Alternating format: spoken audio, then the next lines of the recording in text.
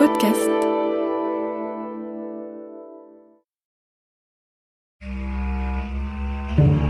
Affaire Guy Georges.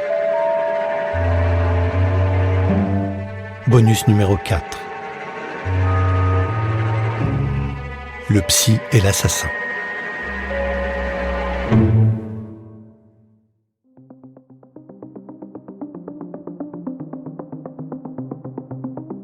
Parmi les 3 psychiatres qui ont livré leur expertise au procès de Guy Georges, Daniel Zaguri est sans doute le plus connu. Expert auprès de la Cour d'appel de Paris, Daniel Zaguri a rencontré au cours de sa carrière Guy Georges, Patrice Allègre, Michel Fourniret et bien d'autres criminels. Il a publié plusieurs ouvrages sur les tueurs en série. En 2018, il est l'invité d'À Voix nue sur France Culture. Au micro de Johanna Bedeau, il livre sa définition d'un tueur en série. Qu'est-ce qu'on appelle, Daniel Zaguri, un serial killer ? Alors, il faut évidemment des définitions, et la définition de Ressler, la définition du FBI, c'est 3 meurtres, 3 homicides, ou plus de 3 homicides pratiqués à distance, les uns des autres. Vous avez des sujets qui sont essentiellement psychopathes, comme Allègre ou comme Guy Georges, des sujets qui sont essentiellement pervers, comme Fourniret. Vous avez des personnes qui sont essentiellement des malades mentaux. Vous avez des gens qui ont un QI supérieur, comme Fourniret, mais qui ne sont loin d'être la majorité. Vous avez des personnes qui s'en prennent à des enfants, d'autres à des femmes adultes, d'autres à des hommes. Vous avez donc une très grande diversité des personnalités. C'est-à-dire qu'il faut être là aussi un peu circonspect sur la possibilité de donner une représentation comme ça, très unitaire du phénomène de tueur en série. Ce qui fait la singularité de ces sujets, c'est qu'ils tuent une première fois. Et la première fois, ils sont comme tous les criminels, c'est-à-dire qu'ils n'ont aucune expérience.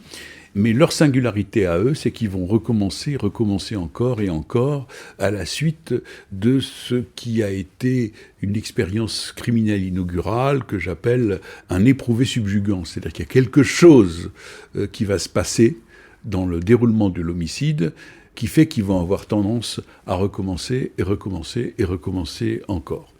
Ce qui m'a intéressé, moi, c'est de voir des personnes qui sont à milieu de la représentation hollywoodienne. Bon, on les dit très intelligents, c'est pas vrai du tout, pour la majorité des cas. On pense qu'ils sont dans un défi aux médias, mais c'est pas vrai du tout. Ils se planquent. Guy Georges disait, quand on parlait de moi, je me planquais. Un peu plus loin dans l'entretien, Daniel Zaguri raconte le moment de la rencontre, le face-à-face avec celui qu'il est chargé d'expertiser. Lorsque je fais une expertise, il peut arriver, si c'est une affaire qui a été médiatisée, que j'en ai une représentation avant la rencontre. Et de façon absolument systématique, cette première idée est contrariée. Elle est contrariée, ce n'est jamais ce à quoi je m'attendais. Tout simplement parce que vous lisez dans la presse un crime épouvantable et vous faites une représentation du criminel qui est homogène à son crime. Et le jour où vous arrivez en prison, parfois en vous disant « mais j'arriverai jamais celui-là à l'écouter, c'est tellement atroce, c'est horrible, bon, comment je vais faire ?» Eh ben, tout d'un coup, vous tombez sur quelqu'un, et puis voilà, une relation s'engage, quelle qu'elle soit. Et effectivement, pour m'interroger sur Guy Georges, j'avais été frappé par le fait qu'il m'avait accueilli très affable, très aimable, m'invitant à m'asseoir, et qui a eu dans nos échanges des moments assez chaleureux. Alors ça peut être choquant, mais 6 mois psychiatre, mandaté par la société pour rendre compte de la pathologie ou du fonctionnement psychique de quelqu'un, j'arrive bardé d'a priori, je vais faire une expertise qui n'aura aucun intérêt. Donc, avec Guy Georges, il y a eu des moments de rapprochement, de sympathie, d'antipathie, des moments d'antipathie, des moments de dégoût, des moments de rejet, des moments où j'arrivais, de brouillage de la pensée, des moments d'horreur, et tout ça mélangé fait que je vais essayer ensuite de rendre compte de ce que j'ai éprouvé. Car bien entendu, ce que j'ai éprouvé fait partie du matériel clinique. Je n'analyse pas seulement quelque chose qui aurait été capté par un regard objectivant, j'analyse aussi ce que ça a induit en moi-même et comment j'ai pu l'éprouver, qu'est-ce que je peux en faire. Et alors il se trouve que Guy Georges, dans les premières années de sa vie, s'appelait Rampillon, parce qu'on n'a rien trouvé de mieux que de lui faire changer de nom, je ne sais plus, à 5 ans ou à 6 ans. Donc moi, très naïvement, je lui ai dit Rampillon comme le joueur de Nantes. Et donc, il a dit « Ah, vous vous intéressez au foot ?» et on s'est mis à parler football. Et effectivement, il y a des moments comme ça, dans l'expertise, où on se met à avoir un contact. Là, en l'occurrence, on aurait pu être au Café du Commerce et ça se serait passé de la même façon.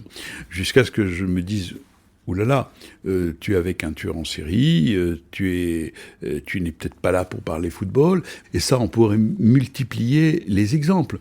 Alors, on a souvent l'idée que l'expert s'est fait manipuler, comme s'il fallait avoir quelqu'un à qui on ne la fait pas. Mais non, je ne demande qu'à être manipulé. Mais je suis là pour ça, je suis là pour être manipulé, je suis là pour entrer en communication avec le psychisme de l'autre, je suis là pour aller là où il veut me faire aller. Ce qui est grave, c'est pas d'être manipulé, ce qui est grave, c'est de ne pas s'en apercevoir à un moment donné. Donc, si vous voulez, tant que nous avons parlé de choses qui ne fâchent pas, son parcours, pour ce qui concerne les vols, il n'y avait aucune difficulté à le dire. J'ai toujours manqué de quelque chose, m'a-t-il dit. J'ai toujours eu besoin de m'approprier ce que les autres avaient et que moi je n'avais pas.